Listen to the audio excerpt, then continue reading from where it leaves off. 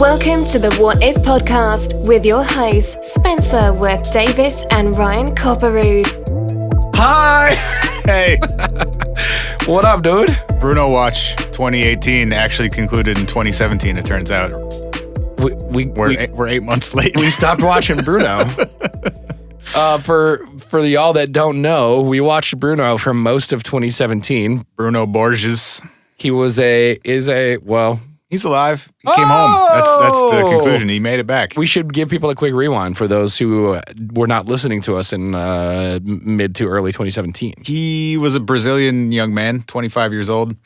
I guess if he is alive, I guess it still technically is a Brazilian young man. Oh, right. Slightly older now. He put up an old man now. Put up a statue of Giordano Bruno, the philosopher from the 1500s, in his room. Wrote a bunch of books that were encrypted in some sort of weird code. Decorated his room real weird. Painted some pictures of himself in robes hanging out with aliens that he hung on the walls. And he fucked right off. Yep. He left for when did we first start doing this? Was it like February or March last year? Good Lord. Right? I mean, sure, that's just a really long time ago. I think it was like he was gone for 5 months, it says. That's a gosh dang year. So he disappeared for 5 months, and in the time that he was gone, his family de-encrypted and published one of his books. You said de-encrypted with your voice? Decoded. That's the word I was looking for. Yeah, that works too. I think de-encrypted is a word. Sounds dumb. Yeah. You gotta put two E's next to each other. That's no good. De-encrypted. God damn! Oh, that one's gonna get some usage. So he returned after 5 months and after publishing a book, and with some weird explanations about where he was and what he was doing. Oh, and great. I guess this happened in August, and we missed it for 8 months. Stop watching, man. Sorry. He must not be a good storyteller, because the whole point of his thing was to tell this epic story, and we were very fucking focused on it. Well, I think what really happened was, much as we had speculated, it was a publicity stunt for his books that he was publishing, which apparently worked because they charted like in the top 20 or 30 on the Brazilian bestseller list, whatever that's called. No way. Yeah, he actually sold a bunch of copies of these books that it seems like are total nonsense, or maybe just I'm getting bad translations of things.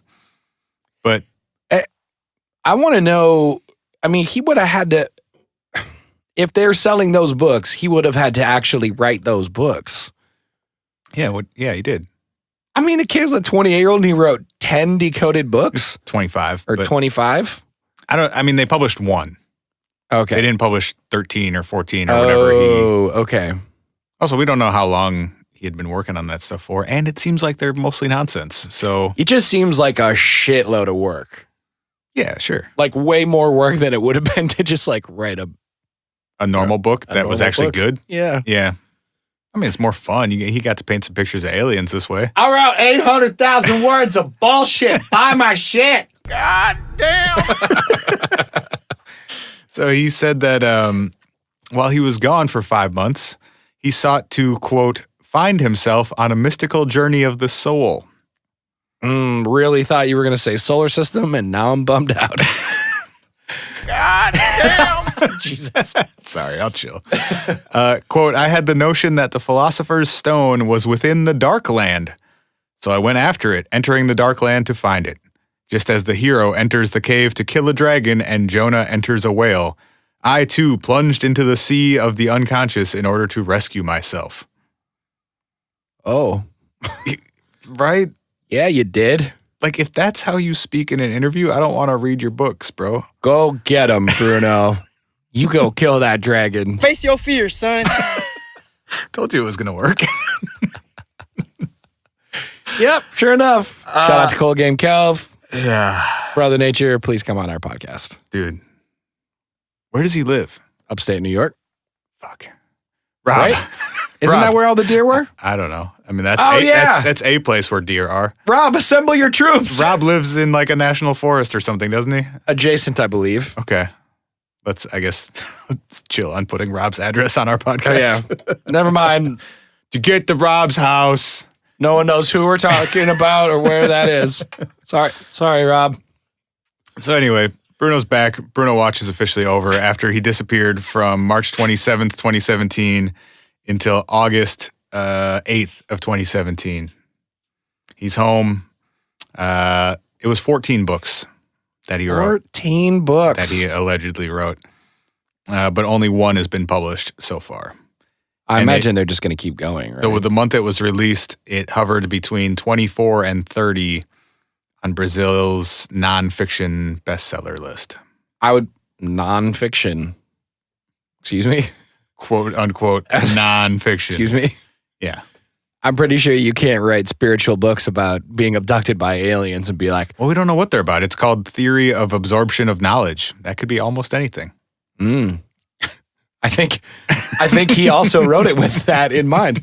I could pretty much just write like almost anything and it's going to be fun. Stop being a punk. Stop being a punk, Bruno. If they publish the rest of those, that will be such a joke. I kind of doubt that the other ones exist, honestly. He just put a new jacket on 14 copies of the same book. I mean, who's going to bother to read all that shit? Literally no one other than him and his family. Right. And they were just in like a hand-bound Office Depot looking ass 6th grade presentation looking ass thing. I'm going to be psyched if like 12 months from now he just goes, yeah, I just want to pay for college. Yeah. I thought it'd be funny. Right. Like if he owned it, I would be so much more psyched. I mean, or you just commit to it forever. He's already got his money. It's true. And it's a hell of a bit. The most confusing part to me is who agreed to publish that. Well, doesn't sound like it was self-published if it ended up on a bestseller list. I mean, and he was gone for the months that it was being published. Yeah. There's a lot of publishing houses that are going to be thrilled to be like, oh, this dude got write-ups in every major Brazilian newspaper, and the stories traveled to The Sun and the U.S. Also, our dumbasses are talking about it. Also, as soon as I said that, I thought about all the books that I've read over the years, and the fact that someone published those. All those books? Mm-hmm, like the one that was allegedly written by a horse. Somebody published that. Oof. Uh-huh. Oopa doopa. You know what I was thinking? I know that you don't have as many books as you used to have, but I was thinking we should have a thing on the Patreon where we raffle off one book every month, because we practically buy a new book every month anyway. Fuck, let's raffle off 10. I still have most of those. They're just not in here anymore. They're in my garage. That would be dope. It'd be like, hey, you can get a new episode every week, and we raffle off a book. Like maybe we raffle off a book every week. Okay. Let's do it. Okay. Sounds fun. Patreon.com/ What If Podcast. What If Podcast. Speaking of Patreon supporters, we have to thank a listener. We got a care package. Oh yeah, Britta sent us some crystals. Britta! Holy bananas, you sent a lot of crystals. A whole bunch of them. With beautifully designed cards explaining the virtues of each crystal and their names. Dude, what if we slowly just morphed into not cussing at all on our podcast and just replaced all of the cuss words with like elementary school teacher cuss words? Like Jiminy Crickets. Like when you just said holy bananas. Holy bananas. And it'll be like when you watch a Die Hard movie on TNT and instead of saying motherfucker, everybody says melon farmer when you're like, excuse me, what? Right. That's never been a thing anyone's called anyone except for two guys whose fields were next to each other, had a long time rivalry. He was like, oh, go sow your oats, Dave. Hey, fuck you, Kyle, you goddamn melon farmer. Like, that's the only time that's ever been used. It defeats the purpose if you say, fuck you, you goddamn melon farmer. No. I'm just saying the only time the phrase melon farmer has ever been used in the canon of the universe profanity. Was surrounded by profanity and between, like, two rival farmers. You would think at that point it would be pretty obvious what their occupation was, though. I don't think you'd need to specify. That they're a melon farmer? Right. Yeah. If you're yelling at each other amongst a field of melons, you're probably Why don't safe. you go farm some melons, you fucking melon farmer? I just like that it could be a pejorative thing, you know? Like two guys. You dirty melon farmer. Two guys are hiking through the Alps and they meet each other for the first time. They're like, hey man, you're hiking here? I'm hiking here. This is what happens when you find a stranger in the Alps. Wait, what? I'm so confused. Why did that go so far over my head? We discussed this one before. It's Big Lebowski when Walter's smashing the dude's car with the bat and he's screaming, "This is what happens when you fuck a stranger in the ass." Yes. But it's edited to, "This is what happens when you find a stranger in the Alps." Dude. It's He like they don't. smashes your goddamn car. It's like they don't even try, you know? It's got to be a bit. Like that ADR, people who work in ADR. It's got to be like funny on purpose. That's true. There's no other, like, you could find so many better options, or you could just bleep it out, like, because the dialogue doesn't make any sense. You may as well not have it in there. Right. Except that it's funny. Because they're trying to match the lips Well, while it making absolutely But like in that scene, you sense. can't even see his face. So why bother? You could have him saying anything.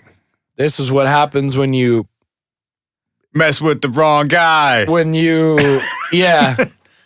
bowl on Shabbos. When you piss on people's rugs. Yeah, right. Anyway, Find a stranger in the Alps. That's right. I totally forgot about that one. you want to talk about more weird shit happening in Brazil? Thanks, Britta. Thank you for your crystals. Oh, right. I interrupted that. I'm holding one while we record today with Me too. I've got some. Oh, hey. Hey. You're also holding a snare I'm drum. on the weird page of Machine right now. Holding a snare drum. I've got some quartz.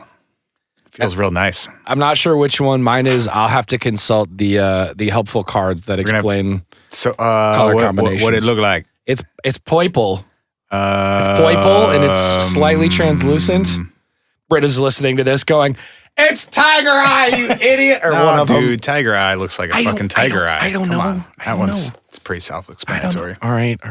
Thank you, Britta. Thank you for helping us make our energy better. We're gonna have so many good vibes in the studio, bro. It's a vibe, dude. It's getting better in here all the time. Saying. Thank you, listeners. We Same. got wood plaques and crystals and fucking space sheets and Yeah, dog. it's lit, fam. Yeah, dog. What if you? Oh yeah. What if you wore a mask and it was made of lead and you were fucking creepy Dead. and Oh. dead? What if you were weird and dead and had bad glasses? What if your glasses were ugly? There we go. What if your glasses gave you face cancer and you died? No, I think it's for the opposite effect, right? It's to not get eye cancer. That's why you put lead on your face. Yes, correct. 60s logic. 60s logic. August Dude, 20th, what are we talking about today? 1966. Hey, A couple guys were found. couple of guys. Were found on top of a hill in Brazil. In Rio de Janeiro, specifically. Yes. Speaking of Brazil, oh my God, we're going back to Brazil. That's what I just said. I'm just saying because we talked about Bruno. Right, that's what I just said. Oh. I said, do you want to talk about some other weird shit that happened in Brazil? Oh, I didn't get that. I just heard that. Do you want to talk about some other weird It's shit? cool. It's cool. All right, go ahead. Holy shit! Hey! This little kid sees a couple dead guys up on top of the hill when he's flying his kite. Sorry, quick aside. Uh-huh. Why is that an important detail that is in every version of this story? I think or most of the versions of this story. Okay, I think when weird stories or any stories originate in another language, Yeah. they get translated once, and then every publication just basically reprints that one translation. Or pulls like all their details from that. Yeah. Right, because I could find one account that was exactly the same in a bunch of locations, Yeah. and then one other account that was Jacques Vallée's account from when he actually went there and spoke with people and then wrote about it in the 80s. Oh, that one I did not uncover in my process. That one's much more interesting, and we'll get to that in a moment. tight. But yeah, I think it's just a translation issue. Like most people can't translate the Portuguese accounts of it. Yeah. They can't go to Brazil and interview people about it, so they just repackage The details. the one they person have. who did. Yeah. I guess it also makes sense too that like they include the detail of the fact that the kid was flying a kite because it makes sense to explain why he's on top of an unpopulated mountaintop because he's Sure. like trying to catch wind up there by himself, you know, Trying to catch some air, bro. trying to fucking skydive off this mountain with my kite. So there were two guys laying down next to each other, and they were partially covered by some grass, and they each had on a suit, a raincoat, and a mask made of lead. So it was like, they looked sort of like a sleep mask. Yeah, but cut sort of haphazardly out of a sheet of lead. And yeah, then just like laid across their face. It wasn't attached in any way. Right. The way I thought about it when I saw the first picture of it is they kind of look like, well, you don't wear glasses, so maybe you don't know. But have you ever gotten your eyes checked? Not in a long time. Way back in the day, when they would dilate your eyes, they would send you on your way with like sunglasses to go, because with dilated eyes, if you walk into the sun, it could be damaging to your retinas because they're so wide open. Right. So they would send you away. Get some laser beams up in your eyes. Yeah. So they would send you away with these, like, it was a piece of film, like plastic, that rolled up into a little tube. And if you uncurled it, you could basically... It was like a snap bracelet for your face. Yeah, exactly. Yes. Geordie LaForge face snap bracelet. And it kind of wrapped all the way around your face piece. I remember that. But they were big and chunky and kind of awkward. That's kind of what I was reminded of when I saw the photos of these dudes in their lead masks. Remember Horace Grant? Yeah, I remember Horace Grant. Did you know that he got LASIK pretty early in his career, but kept wearing the rec specs because he wanted to make it cool for kids to wear rec specs? God bless. Right? Oh, as a glasses they were clear wearer, for most of his career. Wow. There was no prescription in them. Maybe he also didn't like getting poked in the eyes by big basketball players. And there's that too. It's probably smart. They looked pretty badass. It's true. As a glasses wearer since the age of about 5 years old, God bless you, Horace Grant. Yeah. Thank you for making bespectacled children feel Brilliant. Feel awesome. Also, how expensive must LASIK have been in the 80s? And how much were you taking your life into your own hands by doing it? Do you think they were using lasers at the time? That's what I read. Was it laseric, or was it like scalpel-ic? Isn't the L in LASIK stand for laser? Well, right, but I was just saying, Lasers. were they cutting eyes with scalpels back then instead of with lasers, or? Well, I don't think they would have called it LASIK then. I mean, right. So you're saying the article I read about that was incorrect? Well, they were giving it possible. the contemporary equivalent of LASIK. Oh, I guess is what I was saying. Well, we could find out when LASIK was invented. We could. Sorry, guys. Quick aside. No, hey, don't apologize. This is what we do here. We just really quick need to figure out when Horace Grant got his eyes fixed. Let's see. In 1983, the first successful LASIK eye surgery was performed. 83? Yep. All right. So that seems about right. It was probably fucking expensive and maybe a little risky. You're going for it. Yeah, you're definitely going for it. Lasers were invented in 1960, though. That's tight. It took 23 years from being like, look at this cool thing, to we should shoot it into your eye and cut stuff apart with it, or whatever LASIK surgery does. Hey guys, we got this like high-powered burning cutting device. Cool. What's gonna happen if we shoot it into an eyeball? I don't have able to see better. I don't have any idea, Dave, but it sounds dangerous. Let's fucking do it. Anyway, these two gentlemen were found dead on top of a hill with raincoats and lead masks. And there was no apparent reason for their death. There was no like sign of struggle. They had no injuries, nothing. And next to them, they had an empty water bottle, a packet containing 2 towels, and a small notebook. And on the notebook, this is where, okay, so if you read like the American descriptions of this notebook, yes, it says that on the page of the notebook was written 1630, be at the specified location. Yes. 1830, ingest capsules. After the effect, protect metals, await signal mask. I think that's a translation, obviously. Well, it is. Read it one more time because it's weird, and we're going to talk about like all the details of it. Okay. The quote, and I'm pulling this from Wikipedia. I'm not sure where they're sourcing it from, but it's been reprinted in like all the American versions of the story. It's the only translation I came across. Valet has a different one. That's very tight. Or a longer quote from the notebook, apparently. Okay, tight. Anyway, I'm curious. 16:30, be at the specified location. 18:30, ingest capsules. After the effect, protect metals, await signal mask. Yeah. Mm-hmm. Weird. Yes. According to Jacques Vallée, Even if that's not a good or accurate translation, or it's a clunky translation, it's a very strange combination of things. yeah, Ingesting things and waiting for signals and protecting metals and covering your fucking face. okay. Vallée's version says, quote, meet at the designated spot at 4:30 p.m. At 6:30 p.m., ingest the capsules, so same so far. After the effect is produced, protect half of the face with lead masks and wait for the prearranged signal. So essentially the same information, but a slightly less clunky version of it. And it says after the effect is produced, meaning I'm assuming the capsules are supposed to have some sort of effect.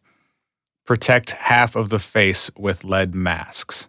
Wait for the prearranged signal. Right. But it doesn't say from who or what or where or Right. why. Well, and one of the interesting things that I saw, and we'll get to this too, is that from handwriting samples, the writing in the notebook was not either of their personal writing. Correct. And Jacques Vallée didn't do this is okay, so real quick. Jacques Vallée wrote a book called Confrontations in 1990 that was just him documenting a bunch of different UFO encounters and stories. Yes. And trying to get firsthand information about them and talk to eyewitnesses and stuff. Yes. And he covers this specific story in the the foreword, or not the foreword. What's the prologue of his book? So, if you know where to look, you can find PDFs of this online if you want to read the whole thing. He dedicates like 10 or so pages to it. Oh, sick. He didn't do a handwriting analysis, but he talked to people who knew the two men and like across the board said that is not how either of them spoke or wrote, just like vocabulary wise. This doesn't sound like them. Sure. So, well, I guess just reaffirming that like that seems to be an instruction from someone else, not something written by someone else. Right. Not something that either of them wrote. And we should rewind well, I know you're probably going to get there, but we should also talk about who they were and what they were found with. Yes. Yes. So the two guys were Manuel Pereira de Cruz and Miguel Jose Viana. Yeah. Who were two electronics technicians. What? No, go ahead. This is one of the ones that I found differed a little bit from the story is the same everywhere, which is that some said they're like electrical workers or electrical technicians. Mm-hmm. But then I also saw another version that said something like they were electronics enthusiasts or something like that it was not like part of their profession. But this again made me go, is this just an additional translation error, or not error, but like, it gets a little muddy with. Yeah. According to Vallée, when he went and spoke with friends and family, he said they specialized in putting up TV transmitters and repeaters. Oh, interesting. And he makes it sound like that was their profession. And they had actually told family members when they left the morning before they disappeared, that they were going out to buy supplies for some job that they were working on. Interesting. So they find these two guys on top of a hill. They're dead. They have that note with them, an empty water bottle, 2 towels. They're wearing the same... Two wet towels? Yeah, but I mean, that could be because they were outside for a few days, right? Yes, although a couple of the descriptions that I read was saying that like it was in a package. Like, as in maybe So they were wet and sealed inside of and then something? sealed inside of something, which that to me was interesting. I thought the same thing you did, but a couple of the descriptions I saw said that they were like inside of something else. So if they were pre-wetted and put into a package, I thought that'd be kind of weird. That is weird. Not any weirder than everything else about this entire fucking story, but an additional weird thing. They had no obvious injuries, and none were discovered during the autopsy. For some reason, the autopsy did not include a toxicology report, even weird. though they died for no apparent reason and had a note with them telling them to ingest capsules. Yeah, that's fucked They up. didn't think to do a toxicology report. According to the coroner's office, they were too busy to do one, which seems odd. It is odd. I also saw someone said that because they were in sort of a non-populated location and were stumbled upon by a random passerby kid flying a dang kite, that they'd been decomposing in their location for a little while, and that the autopsy itself was hard to do because some of their organs had been a little far gone. I think that might be conflating two things, though, because they disappeared and were definitely alive on August 17th, and they were found on August 20th. Right. So that's only 3 days. But the family, like years later, or I'll have to look exactly how long it was, but like considerably after their death, had them exhumed and did a second autopsy. Oh, really? Which might be what you're referring to. Interesting. I did not see that. Yeah. I thought it was just that like 3 days unprotected in the wilderness. Like, I don't know. I don't know how much a body decomposes like outdoors for 3 days. I don't either. I would think you'd still be able to determine some stomach contents, or at least like try. Yeah. If there's no other obvious sign of death, you would think that would be a logical next step. True. Valet says that the note the notebook that was with them also contained some sort of basic electrical formulas, and that there was a crushed piece of paper, some cellophane soaked in a chemical substance. Whoa. And a handkerchief with the initials AMS, like embroidered on it, that were also found with the men. Which, if you'll remember, are neither of their initials? Correct.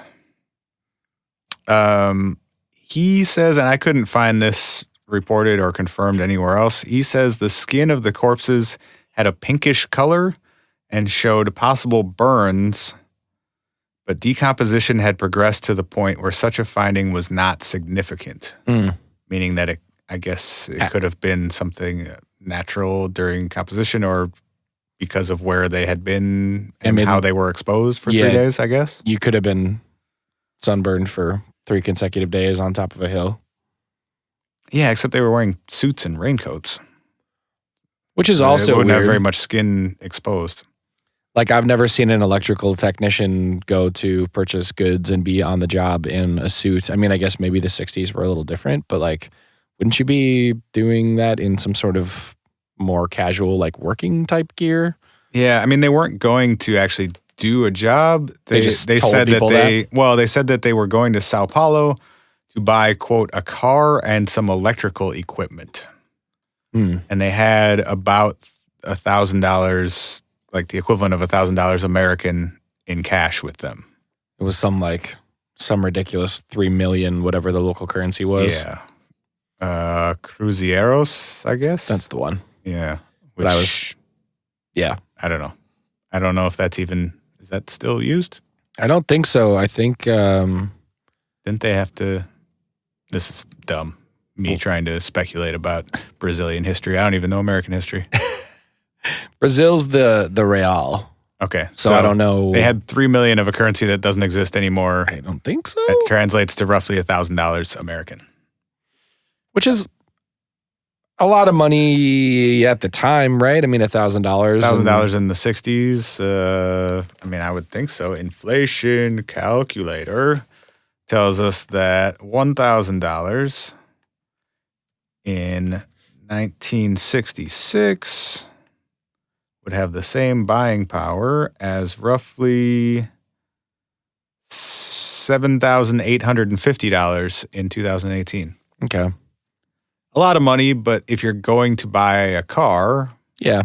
You're Probably carrying a reasonable somewhere amount of around money. 10 grand. Like that's a pretty you're going to reasonable pay amount. cash for a vehicle. Right, Yeah. right. They left in the morning around 9 o'clock by bus. This is on the 17th when they left their houses. This is on the 17th of August. They reached Niterói? Yeah. Sorry, Brazilian listeners. Yeah. I don't know what that accent means.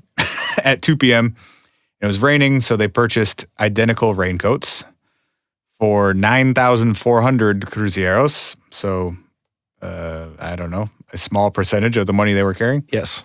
They also stopped at a bar and purchased a bottle of mineral water. And at about 3:15, they set off on foot up to the path of the hill that they were found on. And they were seen there at about 5 p.m. on the afternoon, evening of the 17th, which is the last time that they were seen alive. And then 3 days later, they were found by a kid flying a kite. Vintem Hill, or Vintem Hill is the hill that they were found on. So there were 2 autopsies done. There was no pathology to be found. They also looked for injection sites in case they had perhaps been poisoned. Yep. Reviewed nothing. And so police started looking into other possible reasons or causes for their death and trying to figure out if any actual crime had been committed. Because they were also found with very little of the money that they had left with. Mm.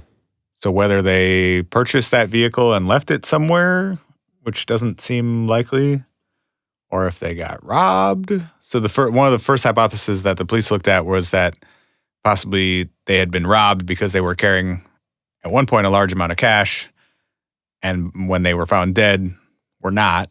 Right. But you would think if you're robbing someone, you would take all of their cash. Right. You're not going to rob someone and leave them with $50. You're going to take whatever they have on them, I would think.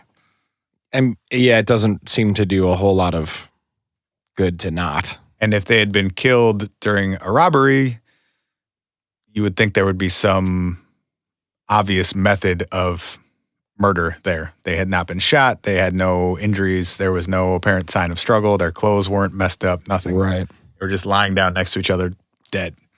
So it seemed very unlikely that they had been robbed and killed. Should we, well, go ahead.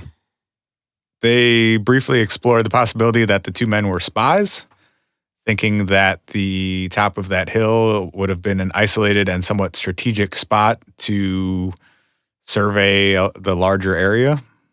Sure. Or potentially like send or receive a communication of some kind. Yeah, but there was no real evidence of that. In one of the stories I did see an interesting tidbit that says that they didn't actually walk up the hill, that they hitched a ride with 2 men in a Jeep.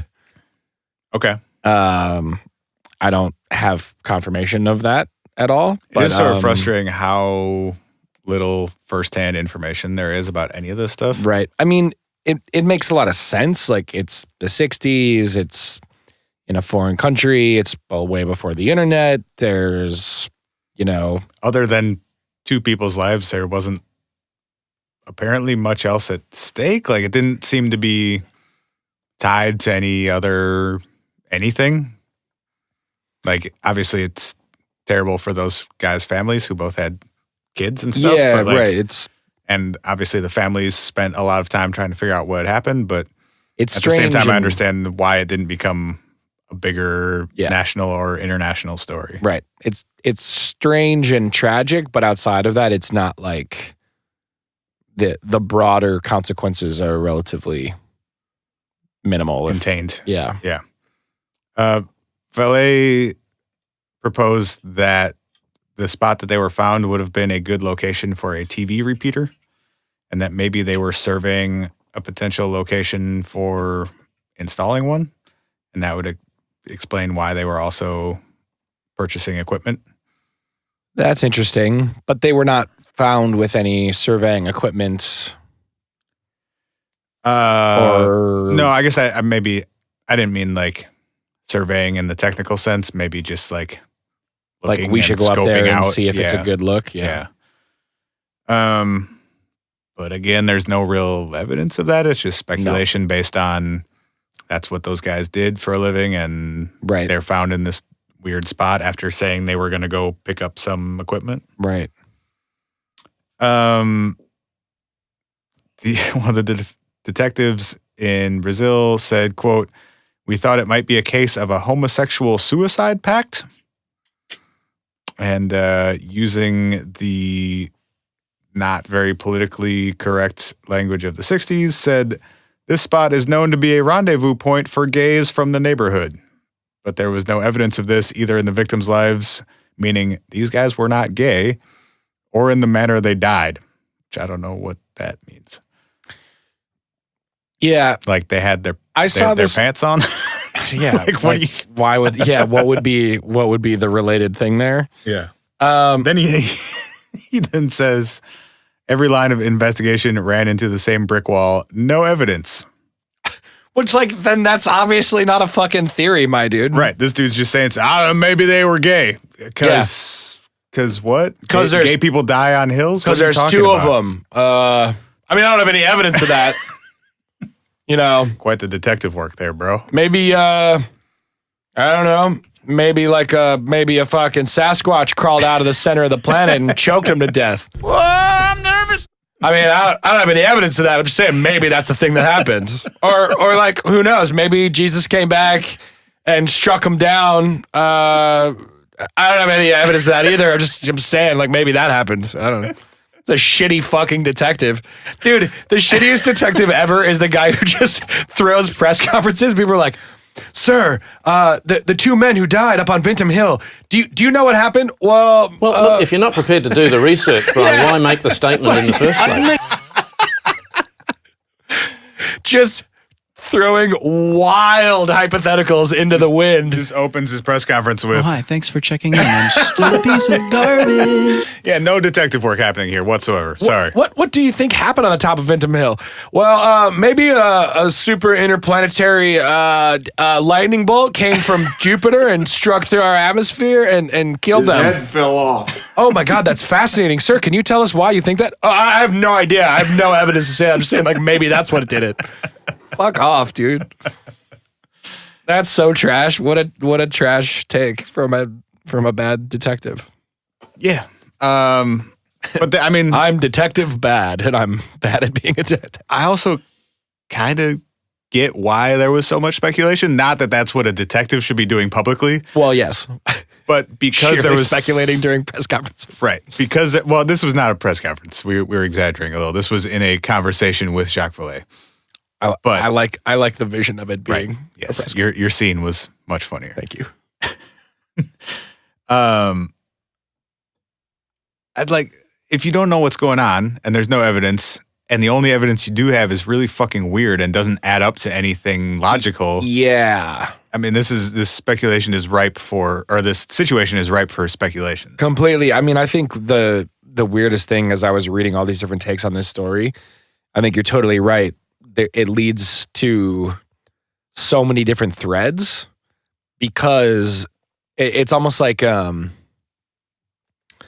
there is no good thread tying all of these things together. I mean, I would say none at all, much less a good one. Right. And so because of that, people look for like any thread, which including UFOs. Dangerously messy very quickly. Uh-oh. I just want to make sure we cover all of do we have any other datas about them before we go into all of our hypotheses? I guess that's everything. I don't think so. They were both in their mid-30s, if that's important. Yeah, mid-30s, families. They both had wives and children. Yeah, I guess that's all my details about like them and their discovery situation as well. Okay. This sort of relates to that, but also gets into some of the theories about what may have been happening. Manuel's wife said when speaking to one of the detectives that the two, meaning her husband and the other gentleman, were members of a, quote, spiritualist group, an occult society with, quote, unknown objectives. Ooh. It was rumored, however, that the group's main objective was to communicate with other planets. Oh, wait, what? Mm-hmm. That's like that's the legitest lead I've seen so far. They spoke to a pilot in the area named Elcio Correa de Silva, who was also a member of this same spiritualist group, which they don't name. But he said to the detectives that he had indeed conducted a number of, quote, experiments with the two victims. Uh-oh. One in Manuel's garden in Campos and another time on the beach in Adafona. Yep. Anyway, they were doing experiments which sometimes resulted in huge explosions. One of them involved a large explosion followed by some sort of luminous object in the sky and a blinding flash. What? Which may explain why they needed lead eye protection if they were expecting some sort of large flash of light overhead. Uh-huh. What do you guys do? We're spiritualists. What does that mean? We blow shit up. So, okay. The 60s were a different time, apparently, because they followed up this lead by speaking to the families of the two men. Yes. Who said, no. They were just building homemade bombs. Don't even worry about those guys. They were literally making pipe bombs. Quote, homemade bombs manufactured with pipes and wires, end quote. Whoa. The police come around. Hey, what were they doing? Oh, don't worry about it. Just pipe bombs. It's fine. They were just blowing up pipe bombs. Little this, little that. In the sky, pipe apparently. Bomb here, pipe bomb there. Which, I mean, I would immediately go, oh, so they blew their dumbasses up. But the weird thing is, but they totally didn't. There's no sign of a struggle or however, shrapnel or. However, the police did receive a call from a woman in town who said that as she was driving home on the night of the 17th with her daughter, they looked up in the sky over the hill and saw an oval object that was orange with a line of fire around its edges, quote, sending out rays in all directions, while it hovered over the hill. She stopped her car and observed it for a few minutes as it rose and fell vertically while giving off a blue ray. And then she got back in her car and drove home, told her husband about it. They went back out to look for it again and couldn't find it. And I also saw that there were two separate newspapers in the Rio area who reported some version of this sighting, which is fucking interesting to me. That a lot of people reported seeing a similar looking UFO in that location on that night. Yeah. Like we try to be, I think, health. Sorry. That's okay. I think I maybe saw a UFO the other night. Well, remind me to come back to it at the end. How did we not lead with that? Sorry. How did it take to getting to the UFO part of the story that Spencer may have seen his first UFO? I almost How bad are we at this show? What the fuck? We're almost an hour into a mystery about UFOs, and you're like, oh, BT dubs, bro. I forgot that this was about UFOs, and then I forgot. Anyway, remind me to come back to it. I mean, yeah. Fuck. I just want to delete everything we've done so far and be like, it's like 5 minutes tops. It's not that. All right. I didn't get abducted or anything. All right. Well, it'll be the last thing we do before we sign off. Okay. So I think we try to be healthily skeptical on this show. When it's fun. What do you mean? Sometimes it's more fun not to be, and I buy Yeah. it. You know. I mean, we all, I blindly think, buy into stuff because it's entertaining. yes, but like I think that's generally how we entertain it, right? Is we say like we're buying into this because it's fun to play with. But if we're ever having a conversation around like what really happened here or where do these stories come from, whatever, I think we try to be as like healthily skeptical as possible. Fuck no. And I think there's reasons why we are generally skeptical about things, and I think I always look for things like multiple sources of the same information coming from a variety of reputed sources. So if you have two separate newspapers in the Rio area, I mean, a newspaper is like... Well, and I think those reports, because in Valet's work, he uncovered, he says, quote, a large number of police reports about the UFO. From that same night. Mm-hmm. The 17th? So I'm guessing, yeah. I'm guessing that the articles are based on the information from police reports, most likely, unless there were even more people reporting it and some called the police and some called the paper or both or whatever. But the police fielded, quote, a large number of calls about it on the night of the 17th. Okay, so I'm letting myself go here a little bit, but the night that two men in their early 30s, one of whom is confirmed in a spiritualist group. They both were. Excuse me, both men were in a spiritualist group that entertains the possibility of communicating with other planets. Correct. Go disappear on a hill, bodies found on the hill on a night where police reports, eyewitness reports from an author, and newspaper reports, all in the Rio de Janeiro area, report a UFO being sighted over the hill on which they were found dead the next day after being instructed to take pills and wear weird fucking eye masks. Yeah. I mean, that's fucking bizarre, man. That's why we're talking about it. That's the real fucking thread of this story, which is weird as fucking balls. Yes. Okay. Sorry, I'm reading through my notes, and I mentioned earlier that there were two autopsies. Yes. One after the men had been buried, and they actually exhumed them. Yes. That was only on the 23rd of August. So that may have. Oh, so they were not exhumed like a year later. It was like 2 or 3 days. A week later. Yeah. No, like a couple days. Or a week. A week after they died. Right, but they weren't even found until the 20th. They probably weren't buried until the 21st at the earliest, I would guess. Sure. So like just a day or two later. Days afterwards. Yeah. It's an interesting choice to be like. And then they didn't find anything. Yeah. What would prompt that? I would guess the fact that they didn't do any toxicology reports the first time. If I'm their family and you tell me that these guys died for no apparent reason and there's a note telling them to ingest capsules, I would like you to try and find out what those capsules were and if that's what killed them. Right. I mean, and 6 days later, there's got to be at least a chance that you can still get information about that, I would think. I would think so too. I would imagine even for a long time afterwards. Dude, this story's so fucking weird. Yeah. Yeah. So fucking weird. Okay.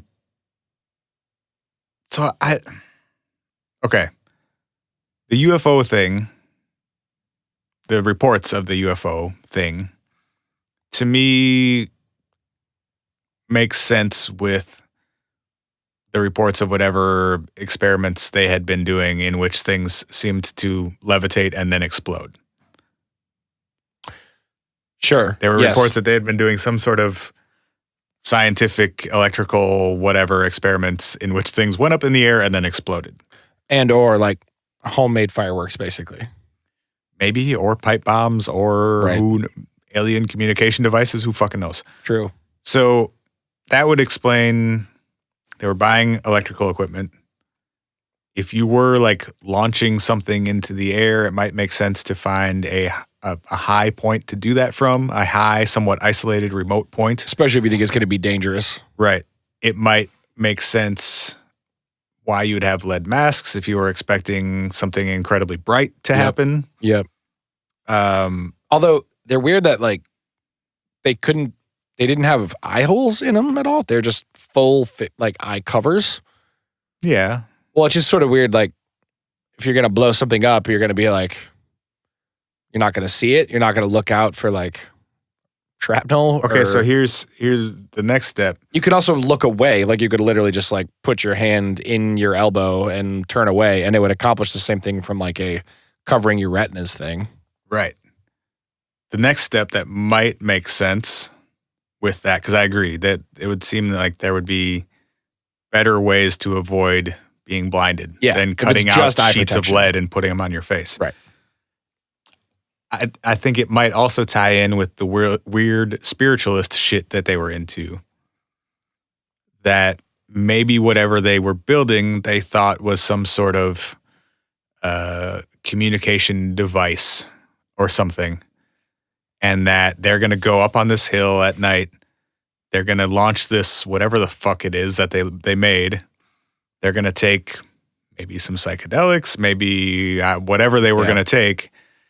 And maybe there was a ritual aspect to it where, I mean, they were dressed exactly the same. They were laying down in the same position next to each other. Yeah. Maybe there's something about like you have to be facing up in order to communicate with these beings. Right. Therefore, you have to cover your, Yeah, or maybe there's some sort of like, I mean, if they are experienced in signal transmission, maybe they're going, this is going to be a conductor of electricity or something like that. So we're going to, they were going Doc Brown on it. I mean, it would also explain why they had instructions from someone else. Someone was part of the spiritualist group leader guy. Maybe gave them some sort of instructions on how to do whatever that was they thought they were doing. Which makes talking to Jupiter. Yeah, which makes it feel a lot more like cult suicide-y, kind of. You know? Yeah, like, although take the pill and die together in the same way and catch Hale-Bopp comet on your way. How'd they die though? Well, good question. So what you were saying made me think two things. One, is it possible that they could have created some sort of a concussive device that could have, like, if it went up and blew up and put out, I mean, could it put out a big enough concussion to kill somebody? I don't know. Without any evidence that would be apparent in an autopsy? It's true. Like if it was and without anyone in the town reporting an explosion? Yeah, like if it was that explosive, it probably would have been shrapnel of some kind. True. You would have some sort of injuries to your organs or something that would have been enough to kill you. Yeah. Or a concussive blast that was far enough away, but to produce shrapnel would have to have been huge and like a booming sound that would have been heard from miles away. Everyone, yeah. Okay, so without that, were the capsules like cyanide or something, and they just didn't ever test for it? Yeah, and part of the communication was leaving this plane of existence. Right, like a legit, like cult suicide type thing. Well, so that's another thing is like, is it possible that they either didn't know what was in it and it was some sort of homebrew hallucinogen, I made this in my bathtub and it's going to help you find God thing. Or, and they were like, okay, cool, bottoms up. This is going to be super fun to tell our families about tomorrow. Oh, bring on the Jupiterians. Oops. Never mind. We're never coming back ever. Or maybe they knew that they were taking something that was going to kill them, but they thought that whatever they were doing was going to somehow zap them into space or something like that. You know, I mean, you brought up Heaven's Gate. That was basically the concept there. Right. Like if we die at the right time. 2 people? It's an awfully small cult.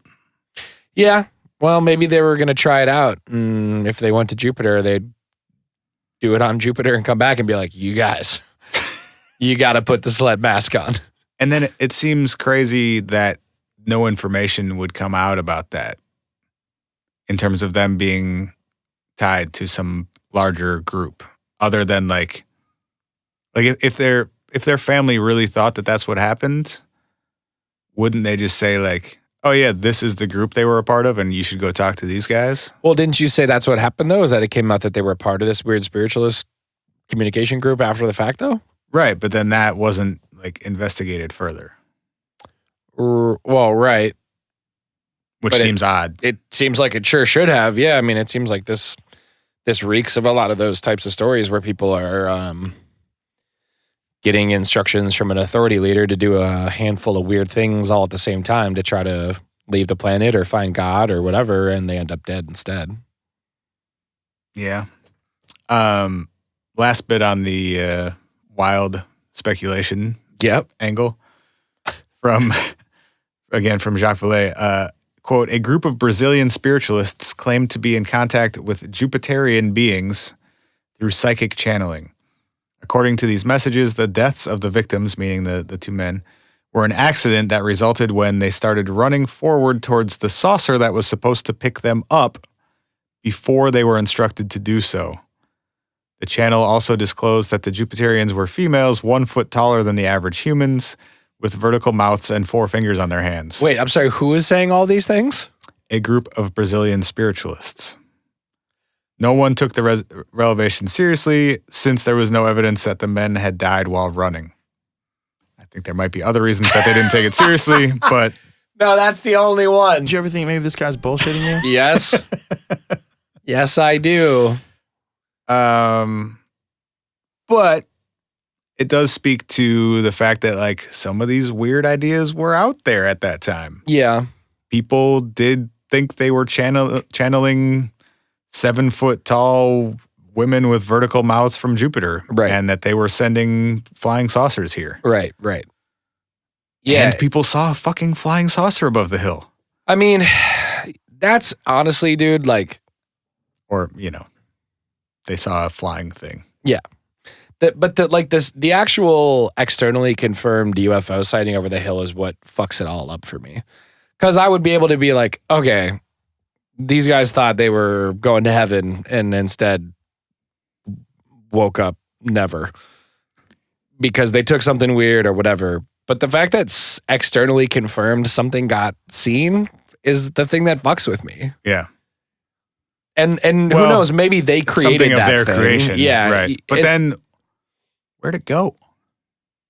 What was it and where did it go? Well, so that's another thing I was going to say too Is it on Jupiter? Is it on Jupiter? Has anyone checked Jupiter? I mean, is there a possibility that something could elevate and explode in a way that would not really be like found? You know, or I not don't know like how. I mean, There would be no pieces of it anywhere. No one would have heard or seen the explosion. A bunch of people saw something hovering. right. Yet no one saw or heard an explosion. No one found any shrapnel from an explosion. The men who would have been lying directly underneath it weren't covered in anything. Yeah, that's true. That is kind of the weird part for me is if it was something of their own creation, if there's no evidence of that, I guess, I don't know, how is that possible? And to your point too about the hover thing, like what technology gets shot up into the air, stays there, and then leaves or disappears? Like, Yeah, nothing. a firework goes up and blows up, you know. But And even then, you would find pieces of it if you looked. Yes. There would be a spot on the ground where you'd lit it from where something would be burned probably. Yes.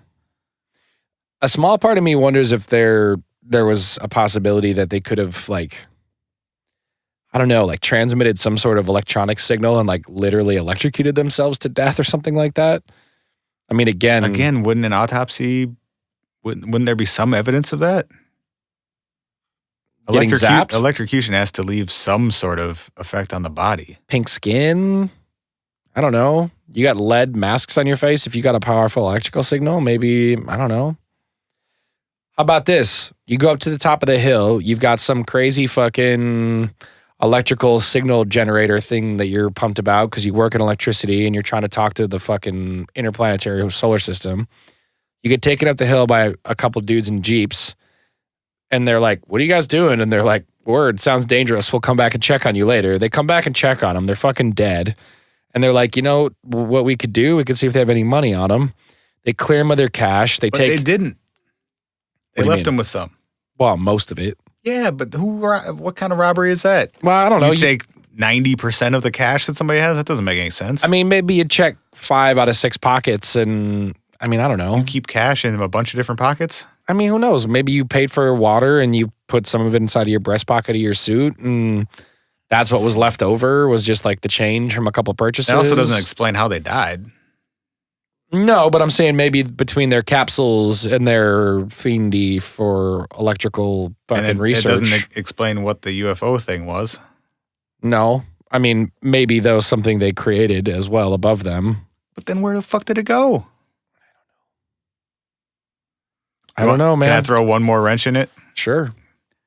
According to, again... We've got enough here already. Yep. According to Jacques Vallée again, at the scene of the tragedy, I noted that no vegetation was growing at the place where the bodies had been found. I asked whether the location was known with precision, and the witness showed me the stake that had been placed at the exact spot that the bodies had been found. So they marked, he was there in 80-something, like 20 years after this happened. And there was still no vegetation where those dudes had died? Correct. Yeah. That's fucking weird. Yes. Everything about this is fucking weird. That's extremely fucking weird. Yes. I don't think it takes... I mean, I could see, like, if you're lying on top of something for 5 days or 4 days, whatever it was, you probably kill the grass that's underneath you. But you don't... But it grows back in, I would think, less than 20 years. Yeah, I mean, you'd have to have some sort of, like, metal or chemical or something like that in the soil in that area to prevent vegetation from ever coming back. Or a bunch of salt because you were warding off demons. Okay, all right. Yes. Also, maybe. I mean... Maybe what happened was they took a bunch of Jell-O packets and mixed them with cyanide and poured them into the ground. I mean, I don't have any evidence of that. Son. I don't have any evidence of that, but maybe that's what happened. Dude. I don't fucking know, man. I don't either. I feel like there's a lot of ways this would make a lot of sense if there weren't at least 3, if not many more than 3, externally confirmed reports of the fucking thing over the hill. Like, one of the ones I saw was basically like them being conned into, you know, take out this much money and meet us here at this time and we'll show you blah, blah, blah. The dudes come, you feed them, you know, cyanide pills and you take their money and you leave. You know, like I saw a version of that. That's... You also don't have to kill somebody to rob them, though. You don't, but what, like, it might make it a little easier. I guess if you want to also be charged with 2 murders for taking $1,000 off of somebody. Well, sure. I mean, I'm not saying it's a great idea. I'm just saying, like, and then you have to trick someone into ingesting something. Like, that's not how you murder people usually. No, yeah, I guess that whole thing of like the con man aspect is, and then it's a lot of complication for like not a lot of reward. And then they were carrying around a note that said ingest these capsules. Yes. But given to them by someone else. And then what the fuck was the UFO thing? Right. I do think the money thing is, there's a distinct possibility that like somebody had some cash in a pocket, but that maybe they were found after death and got cleared Or they out. just bought some stuff. I mean, they said they were going out to buy things. Right. They may have bought a car. Right. And drove it somewhere or, yeah. And if because it had just been transferred and maybe not transferred in a legal sense. Well, and also like there would be no buying record a of used car in the 60s, like, I don't know. And if I'm the guy who just sold that used car to them, I don't want to be like, oh yeah, I was the last person who saw the 2 dead guys you found. Yeah, exactly. I maybe made a not totally legal transaction with them right before they died. Yeah. I'd love to talk to you about that. Yeah, no problem. I don't know, dude. Got no answers. I wish I did. I wish this was one where... I mean, that's not really our thing. No, but I mean, I think, you know, in many of our stories, we at least come to, I think if I had to pick a most probable, it would be, or something like that. And I have none of that with this one. I could wrap my head around all of it except what happened to whatever that made the light in the sky. Yeah. Yes. Agreed. Like, if you're part of this weird group that thinks they can communicate with aliens, I could see you ingesting something that would maybe kill you. They didn't run a toxicology report. Yep. You got to wear a lead mask to be taken by the aliens, whatever. And you bought a bunch of electronics to build this thing that you thought was going to somehow allow for this communication. Right. All of that potentially makes sense to me, and there seems to be at least some like circumstantial evidence to To support back that up. Yep.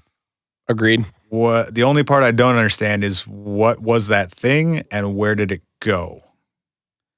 Because it seems like there were enough people that saw it and enough evidence of them being into building weird shit in the past and in that moment to support that. Like, that seems possible that they built some weird shit that maybe went up in the air and gave off light. Right. But then where did it go? Right. I mean, I guess the other possibility would be that, Kite Kid just took it home with him when he found him first. well, or I mean, is there somehow some chance that due to where they were, and if the police reports about the UFO sighting on the hill hadn't come in when they were investigating it initially, maybe they were like, weird, we found these dead guys. And then a week later, they were like, yeah, there was a weird light in the sky. And they just never really put it together. But because they never put it together, they weren't like combing the hill for evidence of what the thing in the sky was, because it just wasn't like they didn't have the connection early enough to make that a thing. And again, we talked in the about, meantime, maybe Bubbles came by and put it in one of his shopping carts. yes, Okay. fed it to a Sam Squanch. But maybe it's just like up there in the foliage in pieces, covered, covered or down in the dirt. They built a flying pipe bomb and it exploded. Maybe. I mean, I guess that's maybe a version of it I can get behind is I think that's as close as we're going to get. fucking A, man. It doesn't really make any sense still, but No. That's one that's lived for a long time on the sheer merits of doesn't make any goddamn sense. Yeah. Or, I guess the other thing that's like a definite possibility is that, Manuel and Miguel live on Jupiter now in their fucking new formed alien They've bodies. transcended. Yeah, they've transcended. Maybe they were fucking right and we're just simple. We're simple beings. Yes. That was them, not us. Because Oh. I still have to tell you about my UFO. Bring it the fuck on. So whatever, was it Wednesday night, last night that we were hanging out and we went and watched a basketball game at the bar? I was not at last week or last night? Last week. Last week. You said last night, I think. And I was like, no, it's not last night. Yeah. Yeah, last week when we went to Yeah, watch the Wolves game. Yeah. I'm walking home and there's a light above me, or not like directly above me, but like in front of me at roughly the height maybe that an airplane would be. So I'm walking north Okay. for you listeners, from where we live and our Minneapolis-St. Paul airport is to the south of us. Yes. And so often you'll see planes going from north to south Yes. over this general vicinity because they're flying into the airport. ton of them fly over most of South Minneapolis. Yeah. So at first I was like, okay, plane going south to the airport. And there was a light on the front of it that was flashing intermittently, Yes. which as far as I know is not a thing that airplanes do. Like a bright white light flashing on the front of it. Was that the only light? Yes. Hmm. And it was not moving as far as I could tell, like towards me, because as I've seen thousands of planes fly over my house all the time to the airport, they get lower. They have to turn to like find their runway at some point. If you've ever been in South Minneapolis, you can usually hear them. Right. I could not hear anything. It was at just like a stationary point with a flashing light every like second or so. Is it a drone? Maybe. That's my first thought is like if someone taking nighttime drone footage like in a South Side neighborhood and just like your vantage point was maybe a little weird. Well, but I was watching it for a minute or two without it moving at all, like vertically or horizontally. And so at first I was like, it looked like, they'll put like a beacon on top of tall structures sometimes, Yeah. but that's always red. Or blue. And I know that area really well. There's nothing there. Otherwise I would see it every night. All the time. Yeah. And I walk over there all the time. And as I'm walking the 7 blocks back to my house, this thing eventually starts going just like horizontally at about the same height and never got closer to me. It was following you, though. But eventually flew. So it was kind of like in front of me and to the left at first, and eventually stayed at what seemed to be about the same distance, but moved to my right. So it was in front of me, and then just kept going in that direction, which was then away from the airport. And did you take a picture? No. I felt compelled not to. Just kidding. I just felt like I couldn't. And then I just watched it until like it faded out eventually. Weird. Yeah. Was the intermittent flashing like on a tempo? Yeah, it seemed to be like, it's like every second or so. My inclination is that it was like a drone that someone was like flying through south, because I think you can like leave them up in a spot for a while if you want to, and they just won't move. Yeah. So maybe it probably wouldn't was be loud enough that I would have heard anything. But it could have been high enough up that it was like, what the fuck is that weird flashing light up in the sky? Yeah. But and like you have to be, I thought about that too, and that's probably what it was. Yeah. But like, aren't you supposed to be within like visual range of it while flying it? I think so. Because you couldn't have been for like the distance that this thing eventually covered. Okay. Which doesn't mean that somebody wasn't, obviously. Right. Like you can clearly break laws. Right. But it was just weird, and it wasn't over like anything interesting. Like it would have been over somebody's house probably. Yeah, yeah. And then didn't come back to that point as far as I could tell. It just fucked off. Yeah. So somebody from a distance farther away than they, like out of sight of this thing, was flying it to just go hang out, like, and it was pretty fucking high too, like 100 feet or more above somebody's house. Yeah. And then just come back. Like that's obviously possible, but it seems weird. I really like the mental image of this dude getting a drone for his birthday, real psyched. He just goes out into his backyard in South Minneapolis, sends it straight up, and he's like, all right, so how do I fly this thing? All right, it's stationary. Cool. All right, I think I'm getting the hang of this. Oh God, it's going away. Oh God, it's going away. Oh, it's in the river. It's in the river. Oh fuck. He just set it down, and it was leaning on the joystick to the left, and this thing just went. He like did it to pick up his beer and was like, oh God, it's gone. Oh shit. But doesn't the drone still have to have the red and green lights on it? So that was the other thing, as I was going to say. I do think that drones have to have that though. And this did not. It was one light that was white and flashing. That's weird, man. Yeah, it was bizarre. I do kind of wish he'd try to take some like zoomed in video of it, even if it was shitty zoomed in video. Yeah, well, too busy making piles of mashed potatoes in the Devil's Tower. What? Guys, that was a test to see if Ryan has ever watched Close Encounters of the Third Kind. I have not watched Close Encounters of the Third Kind. I just looked at you like you were a fucking alien when you said that one. It's like, I have not had any close encounters, and I'm pissed. I think that's still the current status. I just had something weird happen. Spencer's like telling me his alien stories and talking about Devil's Towers. And he's trying to be I started playing this melody at it, and it repeated it back to me. Okay, I know that scene. Okay, cool. That scene, I had my tuba with me, so I took out my tuba. We out of here! All right, bro. Till next time. We'll keep looking for our encounters. We love you guys. We'll see you next week. Face your fears, son. We'll be back next week with another episode of the What If Podcast. Learn more at www.whatifpodcast.com.